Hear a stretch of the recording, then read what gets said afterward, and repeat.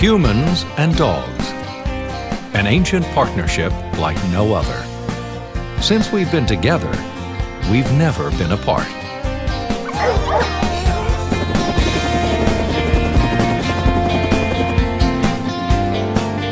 From the start, we have shaped dogs to help make our lives easier. More than 15,000 years of human tinkering, first by accident and later by design, has created one of the most varied-looking species on Earth, our dogs. Yet for all their differences, all dogs share the same ancient ancestor, the wolf. This is the story of how wolves and humans forged a bond that changed them, us, and the world forever.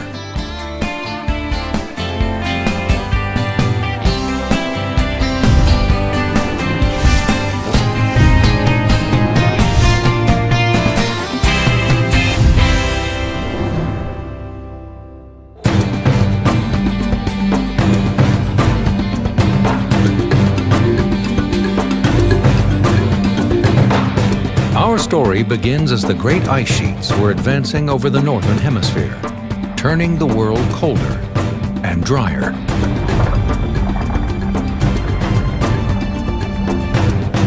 This was the Ice Age, and it belonged to the wolf.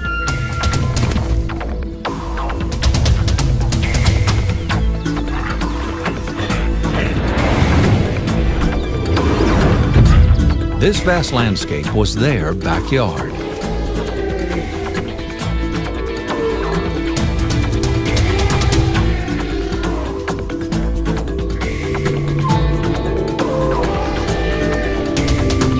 There were millions of wolves roaming the continents of the northern hemisphere.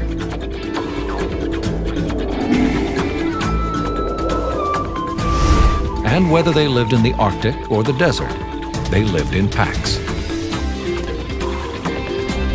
Our ancestors would have feared and admired the wolf's speed, stamina, and superior senses.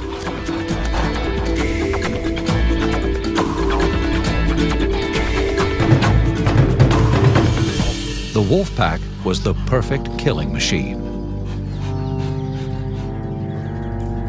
Once they sniffed out prey, it was already too late.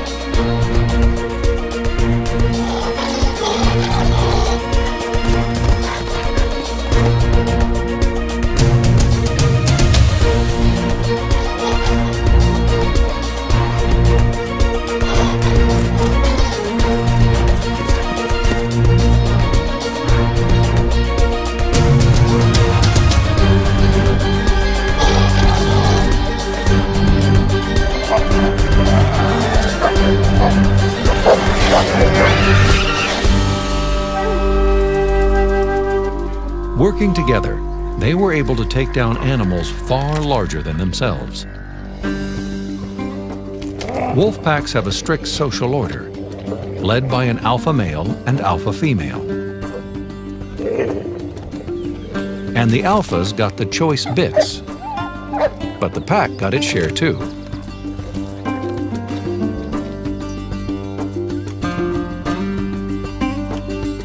And only the alpha female had pups. But just as it took the pack to bring down prey, the pack helped raise the young. A wolf pack was a family. And in that sense, they were just like us.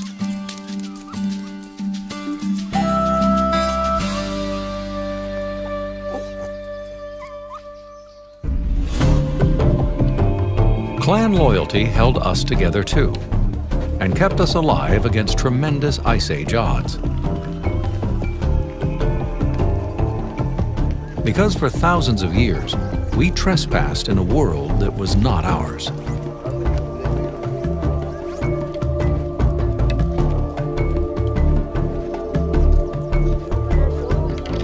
Back then, there were less than 1 million people on the entire planet. And if our ancestors felt like they were always being watched, it's because they were. Wolves, like us, are curious animals. For a carnivore with a nose 100 times more sensitive than ours, the smell of cooking meat would have been an irresistible lure.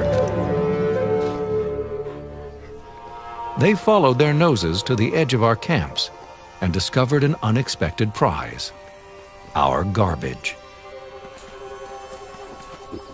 Even for this top predator, hunting was hard work that often went unrewarded. The most curious, least aggressive wolves discovered that there were rewards to be had living close to us. Our scraps became a new kind of fast food, and the camp wolf was born.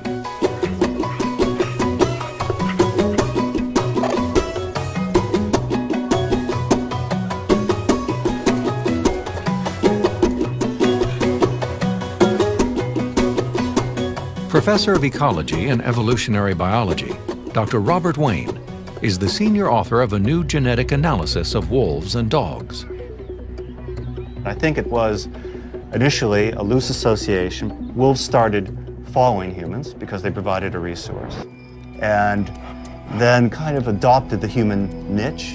And those wolves, by the nature of that new habit, that is, they were no longer territorial, they were not hunting territorial prey, they were following humans, there was some kind of reproductive divergence. In time, the camp wolves living close to humans became genetically isolated from the wolves of the forests and wilderness. Eventually, in locations across the Middle East, Asia, and Europe, a new social order dawned.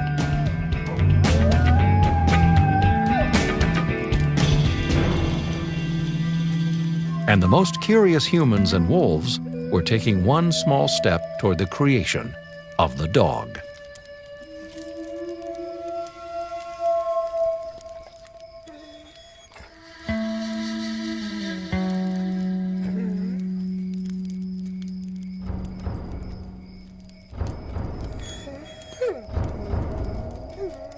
This first timid contact began a dance between our two species that would change our world forever.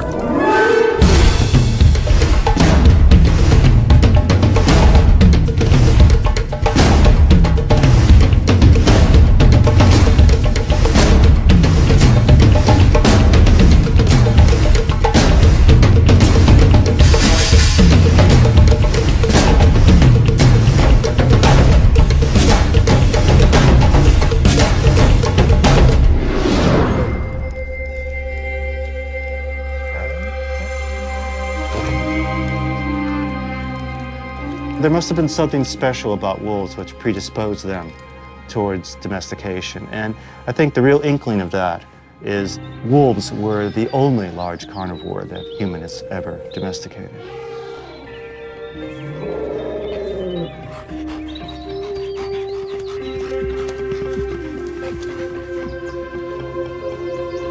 Camp wolves became a familiar presence around our campsites. And we became more comfortable with them.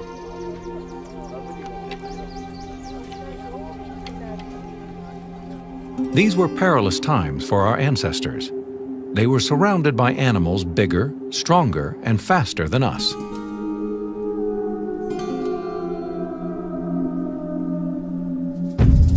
When night fell, we huddled around our fires, wary of the danger from predators lurking in the darkness.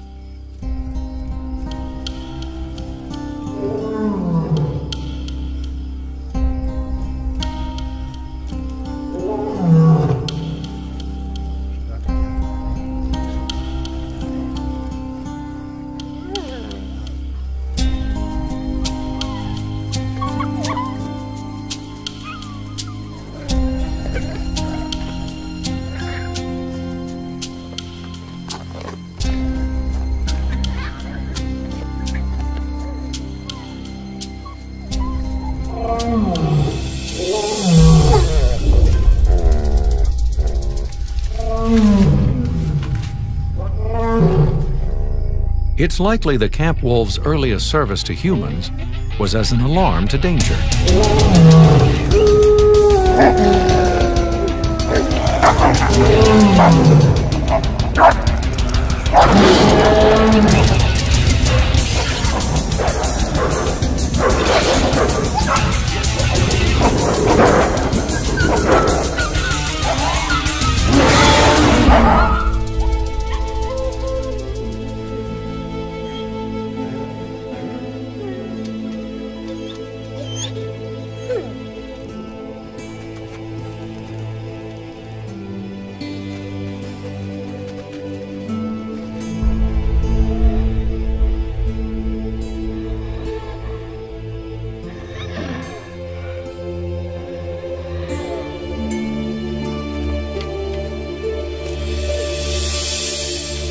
In protecting her own young, this camp wolf unintentionally protected the humans.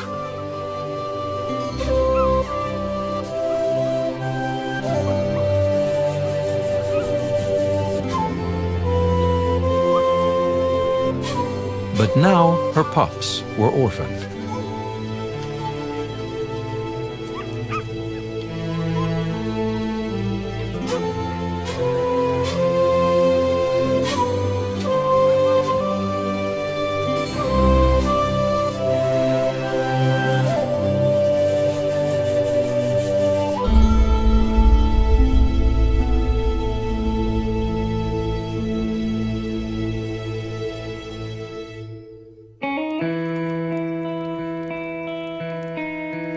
The clan mothers could never have known that the cries of the wolf pups would trigger their brain chemistry, urging them to nurse for these babies just as they did their own.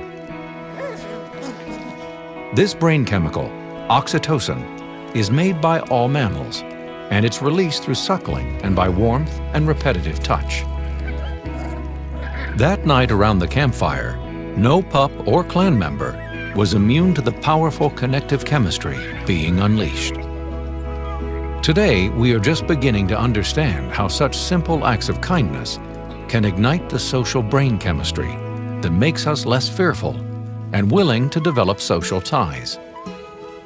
The pups and clan members first felt this bond more than 32,000 years ago. As new generations from these orphan pups were born, the camp wolf evolved into the proto-dog, the precursor to man's best friend. And with each new litter, our ancestors kept the tamest pups and shunned the rest. Early on, any wolf that hinted at aggression, or a proto-dog that hinted at aggression towards humans, especially our children, would have been immediately removed and killed. The ones that successfully integrate with humans are the ones that tend to be more docile. Instead of natural selection guiding evolution, human intervention changed the very nature of the proto-dogs. Long before there was a word for it, our ancestors became geneticists, and they created the wolf that didn't bite, and set the stage for all of our dogs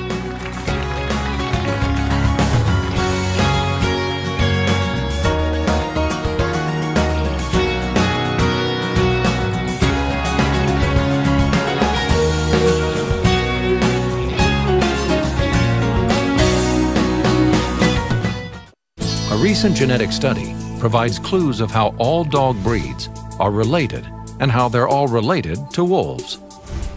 We compared all our markers in the dog genome to the same markers in the wolf genome. And we asked, what markers are very divergent? And we find that the primary signal in the dog genome of origin is from Middle Eastern wolves. Genetic evidence points to Middle Eastern wolves as the original ancestors of our dogs. The genetic contributions from other wolf populations all occurred at later points in dog evolution. But when did the human-dog partnership begin? Our earliest archaeological evidence is a canine skull found not in the Middle East, but at Goyet Cave in Belgium. When it was discovered in 1870, it was believed to be the skull of a wolf. But in 2007, Dr. Mita Gimonprez re-examined the skull and found something quite different. These skulls were discovered more or less 140 years ago, and they remained in the museum since then. They were excavated in 2 different caves in the Belgian Ardennes. This skull, as you can see, is very gracile, very slender compared to this wolf skull. It has quite a short snout, and this is typical for domestic dogs. Its teeth are still quite large. So this is not typical for recent dogs, but is a sign that it's really an old dog. This skull has been carbon dated as being over 31,000 years old, twice as old as the oldest dog skull previously found. This is the most compelling evidence that long before the end of the Ice Age, environmental and human influences had given rise to the dog. And it may have looked something like this. But was it tame? Tameness means, to me, docility. That is, an animal that will not harm you generally and will be submissive to your needs. Domestication, to me, means much more than that. That is, if you open the gates for your dog, it may go out for a walkabout, but it's still going to come back to you for food and shelter and even for companionship. It's part of human society and dependent upon it. The Goyet skull at 31,000 years ago is indeed a very old dog, and it really does suggest that domestication occurred on the order of tens of thousands of years ago. Other evidence of humans and dogs has been found in Israel, Western Russia, and Germany. But perhaps the most intriguing find is in southern France. Chauvet Cave, discovered in 1994, contains the earliest cave paintings in Europe. Perhaps the most important discovery was not found on the cave walls, but in the damp clay floor. Here, archaeologists found footprints of a child that appears to have been accompanied by a dog. Unlike wolf tracks, these have the shorter middle toe of a dog's. Carbon dating of the child's torch marks, swiped on the cave wall, tell us he and this ancient dog may have taken their walk together 26,000 years ago. The archaeological record is tantalizing, but sparse. And genetic research can tell us where dogs came from, but not how closely they may have looked like the dogs in our living rooms today. In this analysis, we're looking at lineages, in a sense. We're tracing backwards in the family tree. We're not necessarily saying how that dog looked 1,000 or 2,000 years ago. We're asking what its ancestry was. So the dog that we see today and recognize as a Samoyed or a Chow Chow, its ancestors might have looked far different than that. Our relationship may go back over 30,000 years, but what our dogs look like today is a fairly recent creation. Something on the order of 80% of our dogs probably derived from selective breeding practices in the last few hundred years with the Victorian era. 11,000, 12,000 years ago, there wasn't anywhere near the strict breeding regime that exists today. So an individual may have had a whole mixture of dogs, small to large, with various abilities, and tried to select amongst them, but there was nowhere near the rigid types that we see today. The last cold snap of the Ice Age turned Western Europe both cooler and drier.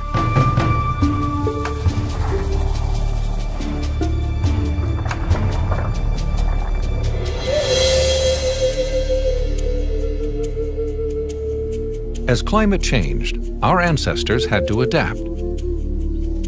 And for hunter-gatherers, hunger was an everyday occurrence.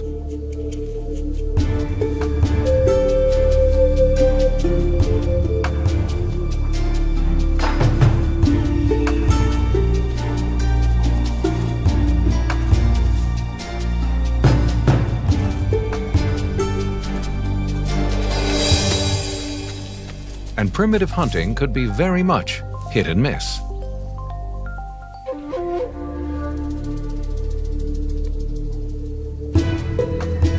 Our ancestors discovered their dogs could flush and kill game more efficiently than they could.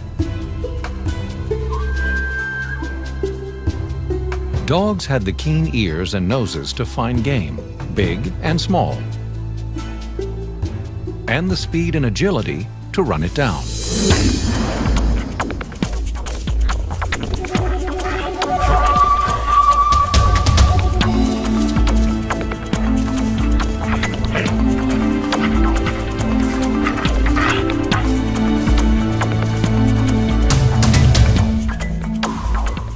Wolves were specialists in cooperative hunting.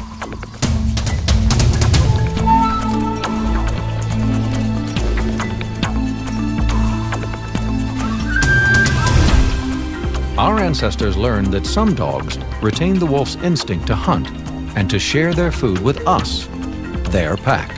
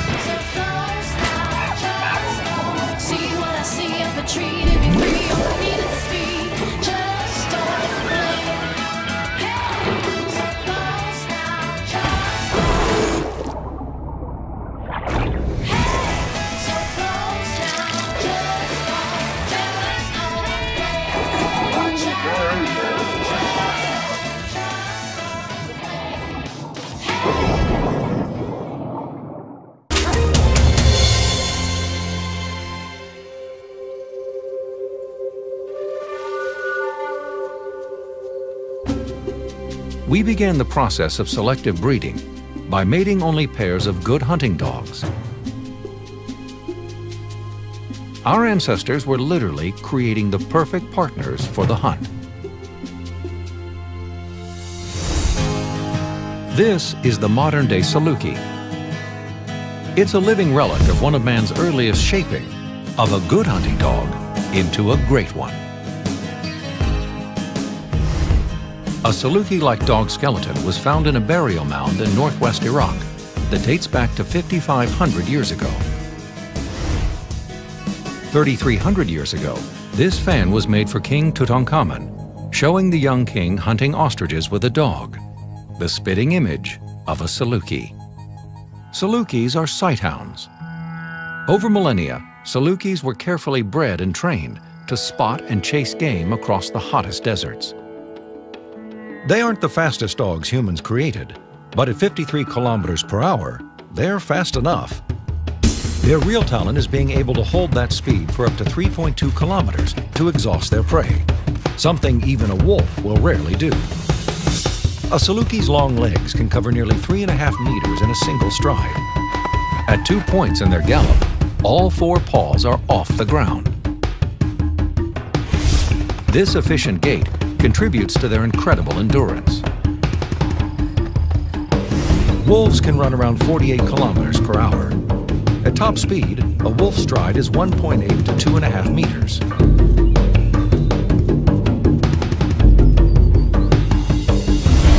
Salukis do not track by scent. Odors dissipate in the dry desert winds. Instead, Salukis rely on their vision to spot prey in the open landscape. Sight is generally considered one of the weaker of a dog's senses, But the long-skulled sighthounds have binocular vision like we do, and a very wide field of vision, 270 degrees. That's 110 degrees wider than ours.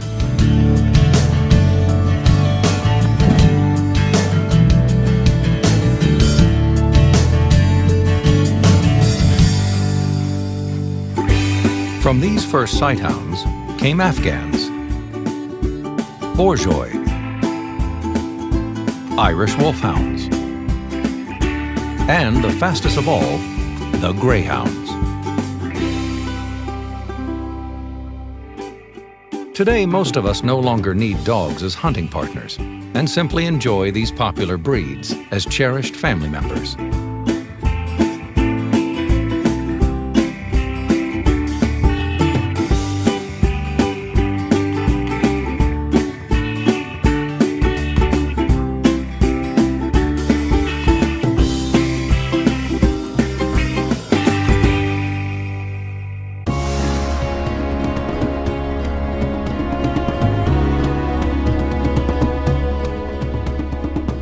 Our hunter-gatherer ancestors were always at the mercy of climatic and seasonal changes.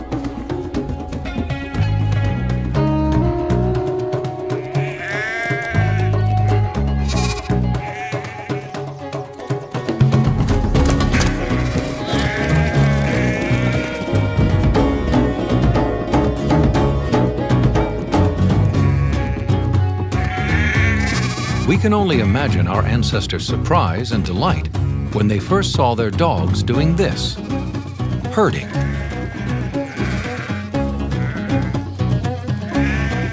Little did they know, they were witnessing the beginning of the end of life as they had always known it.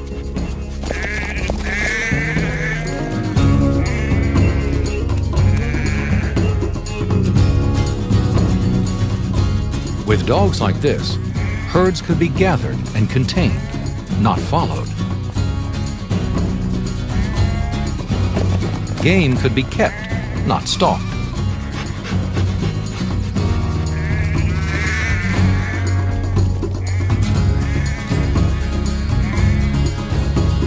Thanks to dogs, wild animals became livestock, and we humans were on our way to becoming herders and farmers.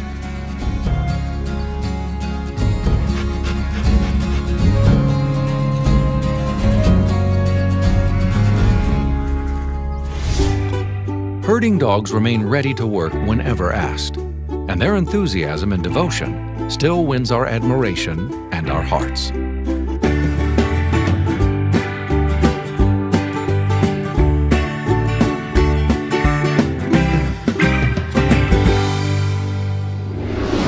Even today, Jerry Williams needs a bit of wolf to help him get the job done.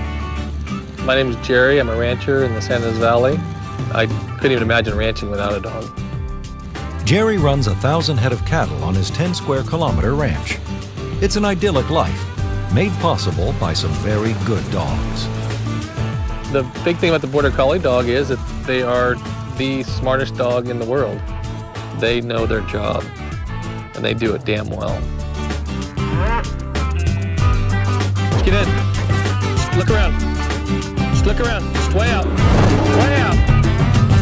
We've always used Border Collies day in, day out. And if I didn't have these dogs, I would have to have 1 to 2 more employees to help run our family operation. It would probably take me 2 to 3 times as long to get the work done. Jerry's Border Collies have retained their wolf's herding savvy, but are focused on a completely different goal. When wolf packs hunt, they work together to separate their intended prey from the herd.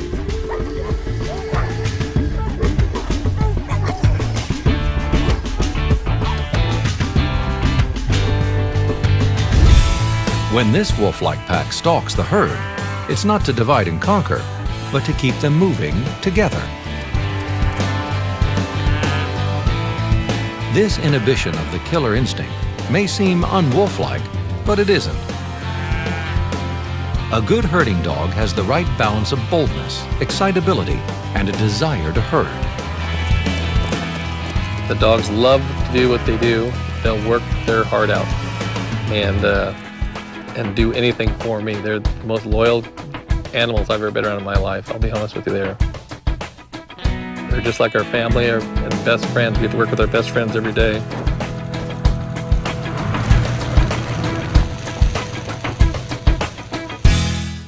We humans change the size, shape, and heart of our dogs.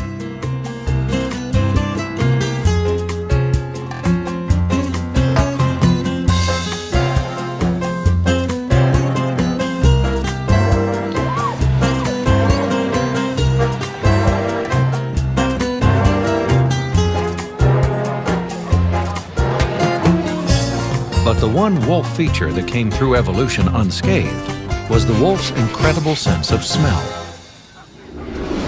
Wolves in favorable conditions can detect a scent up to 2.8 kilometers away. And from the earliest days of our relationship with dogs, we've put their noses to work for us. We rely on keen vision to navigate our world, which is fine in open, well-lit places. But the dog's nose can smell what can't be seen. Animal behaviorist Alexandra Horowitz says to know the dog, you must know its nose and the ways it experiences the world. As we see the world, dogs smell the world. You know, we open up our eyes and there's the world visually in front of us. Dogs, you know, come into consciousness and take a big sniff, essentially. So we can kind of imagine that the entire geography of this world is redrawn for them in odors. And every sniff tells a vivid story. You watch a dog's nose for any length of time, they're doing terrific gymnastics. The sniff of a dog is not like our clumsy sniff. It looks like the dog is turning his head to see, but really he's turning his head to sniff first. Whether it's big, round, and the palest pink, or small, pointy, and glossy black, all dogs have highly sensitive noses.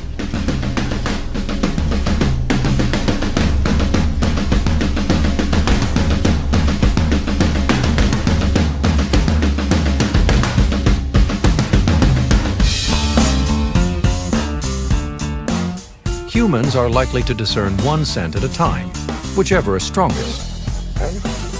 However, a dog can sort through a myriad of scents simultaneously.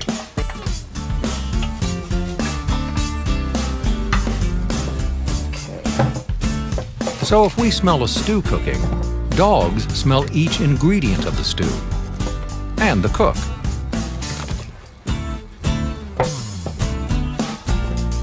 What does it smell like, guys? Does this smell good to you, huh? Good dogs. It's gonna be really good. Dogs can move one nostril at a time, permitting them to perceive the direction of a scent. Once they pick up the scent, it dissolves on their wet nose. These liquefied molecules are then pushed further back into the snout. The dog devotes 40 times more of its brain power to smell than we do.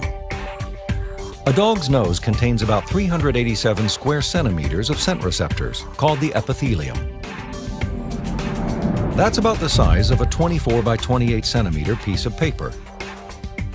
If you compared our scent receptor area, you would find it is a little smaller than a postage stamp. Amazingly, we've managed to take the great wolf nose and make it better. Yeah, they're on the move out there. Scent discrimination is part of obedience trials. Send your dog. Using its incredible sense of smell, the dog's task is to locate the one object on the field that its owner has handled.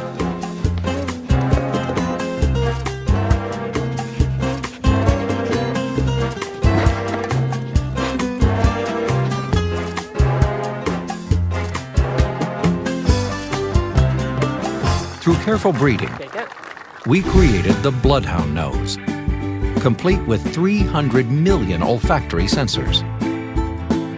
Even the dachshund has 125 million. And the beagle packs in 225 million scent receptors in its nose. We have 96 different breeds of scent hounds, dogs specifically created by us over the years for their exceptional sense of smell. And today, people use a dog's keen sense of smell in many ways. If an object has an odor, a dog can be trained to identify it and find it. And Dr. Giovanni Morsiani's dogs do just that. I like to present you the king of the table, the truffle. You can see how magnificent they are, that bowl of white and black truffle that the Lagotto Romagnolo found here in Bagnara di Romagna. It turns out that a dog's keen sense of smell is perfectly suited for sniffing out these subterranean delicacies. And the dog of choice for Italian truffle hunters is the Lagotto Romagnolo. They nearly died out as a breed, but in the 1970s, Dr. Morsiani was one of 4 Italian dog lovers that brought the dogs back from the edge of extinction. Truffle hunting dogs have been used for centuries to sniff out and find truffles in Italy and France. Every year, truffle hunters in Italy take to the woods, hoping that the sensitive noses of their trained dogs will lead them to buried treasure. Finding truffles is a game for the dogs, and they're given a treat each time they find one.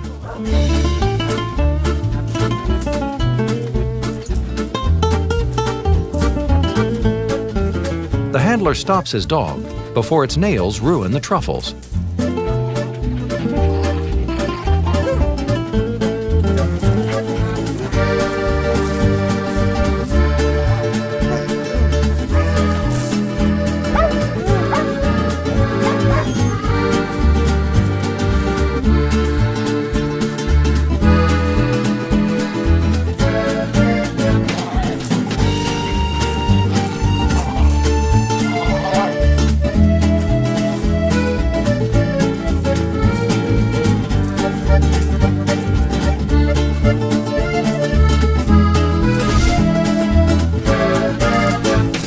Truffle hunting dogs are so prized that competing human truffle hunters sometimes dog-nap them. Anything to get an edge.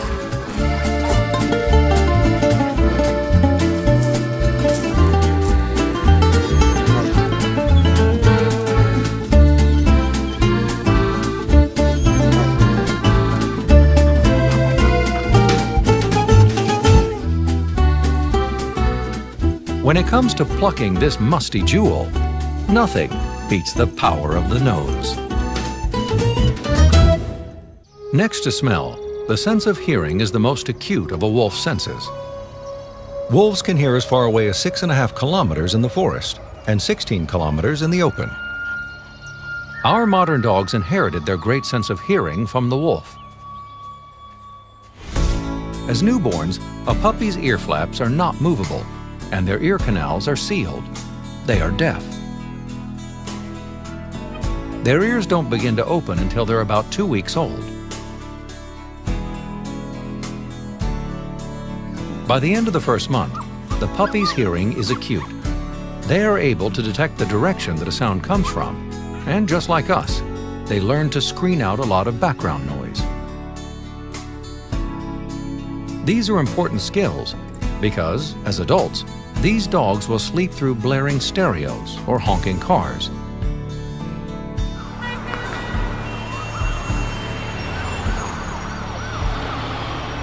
But open a bag of dog food, and they're wide awake. Dog ears come in an amazing variety. Extremely long and floppy, small, soft, and perked, or folding elegantly alongside the face. It's the pinna that's the outer, visible part of a dog's ear. Dogs are able to tilt, turn, raise, and lower their ears to locate not only the sound, but pinpoint the exact origin and accurately interpret whether it is threatening or not. The frequencies that dogs hear are nearly twice what we do, and they can pick up and distinguish sounds roughly 4 times the distance we can. At the outer edge of the ear is the ear flap. The flap funnels the sound through the ear canal to the tympanic membrane, or eardrum. Inside the eardrum, are 3 small bones that increase the intensity of sound vibrations. The vibrations enter the spiral-shaped cochlea, which converts them into signals that are then delivered to the brain. And all this happens in 0.06 of a second. But what is proved to be the most important thing a dog can hear is the sound of the human voice. Hands up, light. Beautiful. Awesome. Okay, get it. Good. Monkey, step. Dogs' ears are exquisitely tuned to the tone, pitch, and rhythm of our voices. These are non-verbal cues that reveal our emotions and intentions to our dogs. Up, switch. Nice, very nice. Ready? Let's go. Okay, Becky, pull. That ability to understand us allows companion dogs to enhance the independence and quality of life of their disabled partners. Becky, stop. And this partnership is built on the human voice. But just understanding our voice might not mean much without a dog's willingness to do things for us. Hearing dogs combine that willingness to help, along with an acute sense of hearing the world around them. Tico, a Labrador Retriever, is learning to recognize a knock at the door and alert his partner with a nudge to the leg.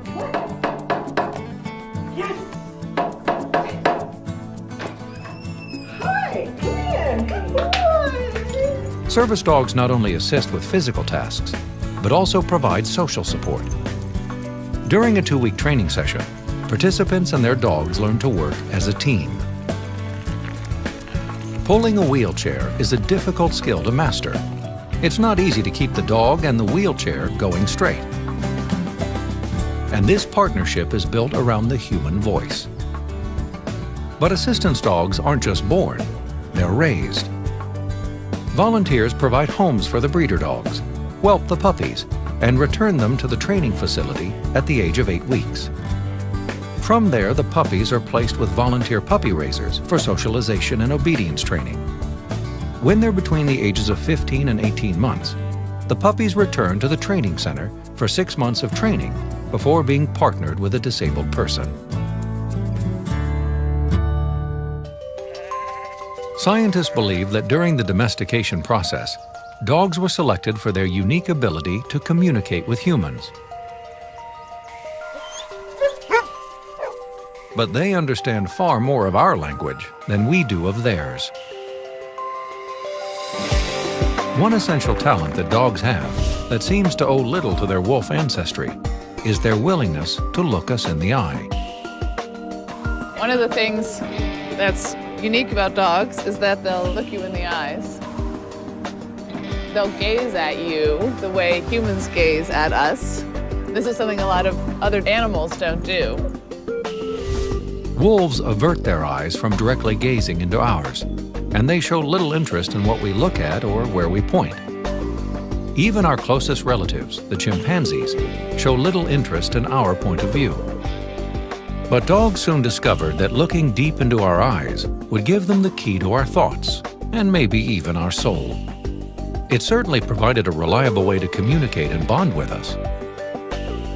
Those deep, longing looks also release brain chemicals that deepen our bond to each other and make us throw that ball just one more time, again and again. But beyond our dog's ability to understand us, we bring actual, measurable joy to one another. I think the human-dog bond is particularly profound. There's a lot of research that shows that just by petting a dog, our cortisol, stress hormone levels go down, blood pressure levels go down. In many cases, dogs get the same effect. They also get a therapeutic effect from being petted by humans. It's these connections between us, looks, petting, and close physical contact, that release the hormone oxytocin in both of us. It's the same hormone that forms the powerful bond between mothers and their infants in all mammals. It turns out oxytocin has a powerful anti-stress effect on both of our species, making us calmer and more receptive to the nonverbal messages that pass between us. This hormone connection gave our dogs a welcome place at our ancestors' campfires, and later in millions of our homes across the planet. We must give thanks to our ancient ancestors who looked into the eyes of a wolf and saw the promise of a friend.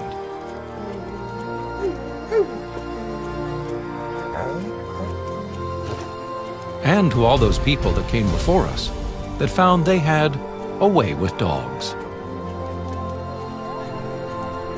and helped to create the dogs we can no longer live without. Imagine the world if we had not befriended each other. It's nearly impossible, as their footsteps have always shadowed ours. This is, however, a story without an end, an evolving tale of two species connected by thousands of yesterdays to innumerable tomorrows.